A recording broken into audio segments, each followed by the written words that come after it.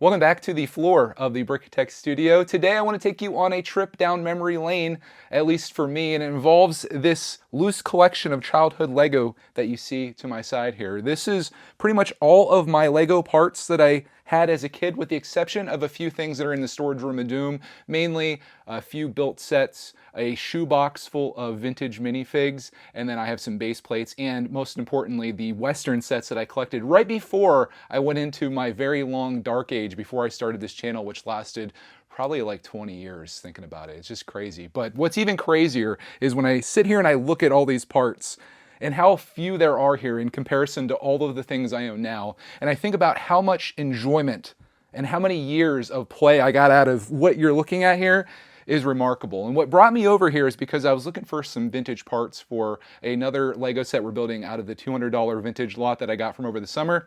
And when I was in here, I came across something that I don't have a lot of from my childhood for whatever reason, and that is manuals. My parents must have been absolute monsters, because not only did they throw the boxes away from my Lego sets, the manuals are also gone. So my Lego collection went from basically being a set that I would build, and then instantly, as soon as it was done, I would break it all apart and build into other stuff, and that's where all of this came from. And there's sets in here, obviously, but I did end up coming across one manual that somehow survived it all, and it's this one right here, and this is the topic of our video today. This rare find, at least for my collection, is the manual for Lego set 6949 titled Robo Guardian, which came out back in 1994, a long time ago to most of us, but for my collection, most of this is from the very late 80s to early 90s, so that could explain why this manual survived. It was one of the last sets, believe it or not, 31 years ago, my goodness. But this came out, as I mentioned, in 94, 351 parts, and from what I saw, it sold for like $36, I believe, back in the day. As of now, it is worth $75 complete, and that's exactly what I used all of these parts for. I went through, and when you know it, I have everything that I need here to build this. Only a few parts out of my modern collection, and I did have to go in the storage room and got all of these, well, not all of these, but these three minifigs on with this. These were in the shoebox that I mentioned. I would love to do an entire series where I get all of this organized and I show you everything that I had from my childhood collection, and maybe try to build up some more of the sets that I remember, because I remember this one fondly, and seeing this manual in there was like, oh my gosh, I gotta build this. I want to thank my friend Brad for giving me this thing that the pieces are in. I don't know what you call this, like a divider. It's almost like if you were to have a TV dinner, how everything is set aside. It makes it very easy for your parts. I have them organized by color, and I'll try to get you some light in here so you guys can actually see what this looks like. Obviously, we got a lot of black, a lot of red, a few of the old school dark gray pieces. The minifigs are probably my favorite part, and I'll try to get you in there so you can see them a little better. And then we've got some of the crazy, I don't know what this is doing in there. We'll put that over there. We got some of that neon green, hyper green, I don't know what you'd call it. Back then we'd call it neon green in the 90s, but this set's gonna be so good. I was so excited, like when I started this, I was like, I gotta find, if I have that piece and if I have the little thing that fits in his hand, I'm building this set. And when you know it, like these things just started coming out. So even though it may seem like things are disorganized, like there's a couple printed tiles in there as well, I actually had everything there. I took good care of my stuff. Nothing really got lost or chewed up or anything like that. It's all there. It just needs to be organized and built, obviously. So that's where I'm at, and I'm just really excited for this. So I'm going to jump in and start building the set. If you want to see what the inside of these instruction manuals look like from back in the day, here you go. There's those minifigs. How many steps is this? In old school Lego, this is a total of 35 steps. These days it'd be like 115 probably. They get, well, it's actually not too bad. They don't show you what pieces are going on, but it's a lot easier than some of these sets that we built recently. And if you want to see my next one of these, what I was looking for parts for that inspired this, there you go, 6059, not too far off in set numbers. You'll see that and pretty much everything else on this table in a future video, but for now, let's get into the thing that we came here for. Lego 6949 Robo Guardian. Is it as good as I remember it being back in 1994? 31 years ago, does it live up? Building hype. Let's find out.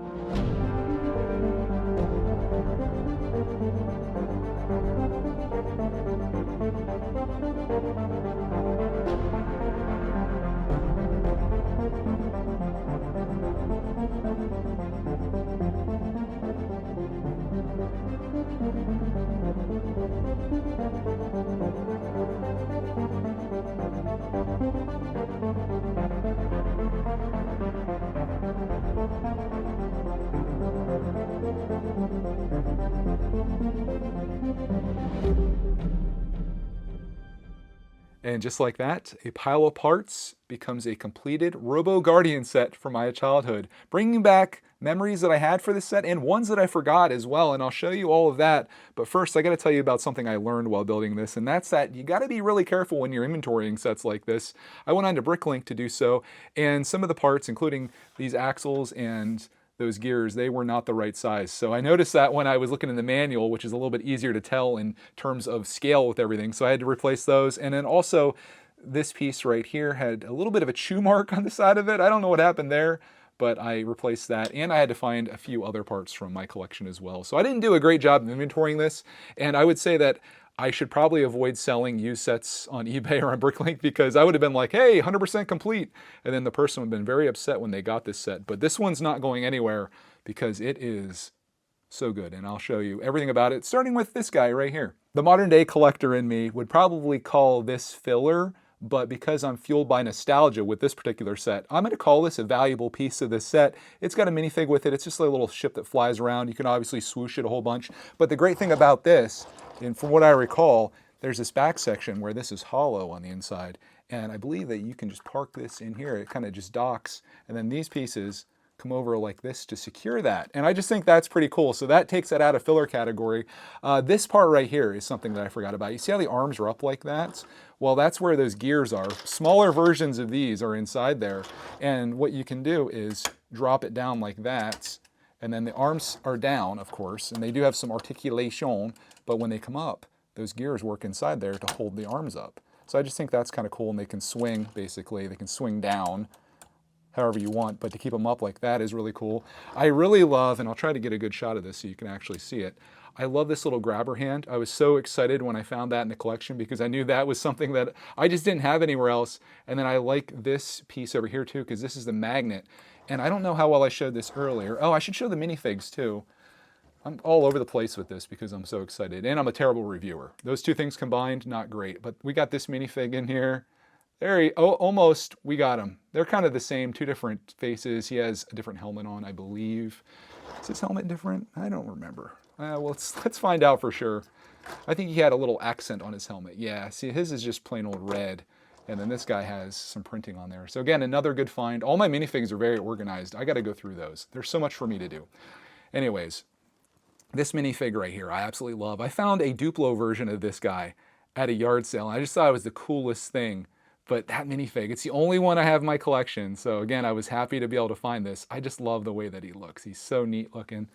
So he's kind of just off to the side. But the part of this that I want to show you that I think is really neat, speaking of things that hold stuff, kind of hold this on a couple different levels. So this little box that's in here, as I try to get this out, this box has a magnet on top. And if you're wondering what that magnet is, it goes on that. So he can carry that around. And the wheels on this is really cool. I remember this. They're supposed to spin like opposite ways. This one's being a little reluctant too, but see how that moves back and forth like that? It's kind of like a tank.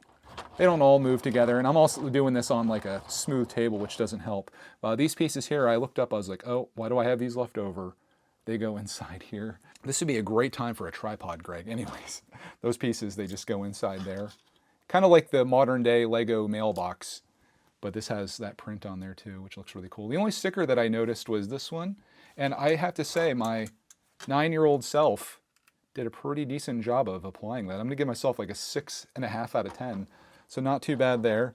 So there is the Robo Guardian kind of moving around. He's got his thing in his hand. I love that as a kid. Like that was the first time I ever had magnets like that. I know they were pretty common in the trains and stuff, but I didn't have those trains. We didn't have those kind of funds. I do see some schmutz on this piece right here. In fact, I thought I had something to clean that off with. Let's get him all spiffed up here. He deserves it after all these years. I had a wet paper towel handy because one of my pieces had dust on it, and I was like, I don't want to build that with dust.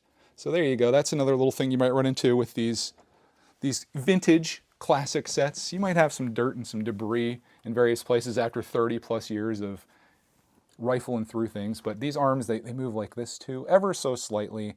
And it's a cool thing. Like it kind of looks like Johnny Five a little bit from Short Circuit, and I kind of love that. And if you want to see more of like what the head looks like, I'll bring you up here. One thing about the head is that it's not just the head of the Robo Guardian, it's also a ship within itself that you can swoosh around like crazy. Has a fin thing on the back there, and the way that that's attached is because there's a couple tiles there. You can just put this back on, assuming it all goes well, and there it did, for the most part. You can probably tell that reviewing isn't my strong suit. I just like to share my experience. And yeah, that's kind of what this is. It's just like me reliving the days that I loved in my childhood of Lego, the days that I just spent so many hours building and playing with. And I wish I would have kept this one built because I would have loved playing this more. I just think it got melted down and probably turned into a bunch of other stuff, which is good. I remember these tiles and using those all the time. But that part on the back with the arms, I completely forgot that was a thing. So you can move the arms up and then you can take that off. And I just love the way that this goes in here like this. So you just store that and then you put it in there. And that comes over, and I think that's so cool. So this set to me, it's a 10 out of 10. If you want to buy one of these on eBay, I mean, I think the retail was $30 some. I might have mentioned earlier, 36, 34, something like that. You can get one of these for $75 complete on eBay. So it's not an incredibly expensive set.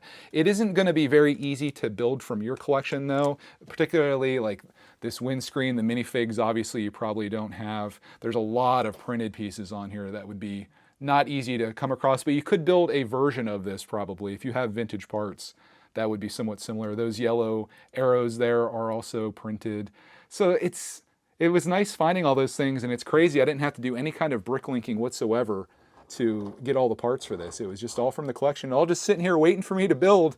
And that's pretty much the story with all of my stuff. Literally everywhere I look down here, there is something that needs done in the world of Lego, including completing minifigs, completing yard sale Lego sets that I got, cleaning Lego, organizing Lego, going through other yard sale stuff that I found and putting it into the collection, going through my childhood Lego collection. It's a little overwhelming, to be honest with you, but every day I can just pick something that I want to work on, like the Robo Guardian in this example, and work on it, complete it, share it with you, and then every day is a new day to be working on something new, and slowly but surely, hopefully, we'll eventually get all of the stuff done that I want to do down here, and I'm going to share that whole system with you as I do it, and hopefully encourage you along the way to also get into your Lego, maybe stuff from 1994 if you still have it in your collection, relive those memories, have a great time, and just rekindle your love for Lego that you've had since you've been a child as an adult. That's what it's all about, at least for me. So thank you for attending my trip down memory lane. I hope you have a glorious rest of your day, and we'll see you in the next Robo Guardian video.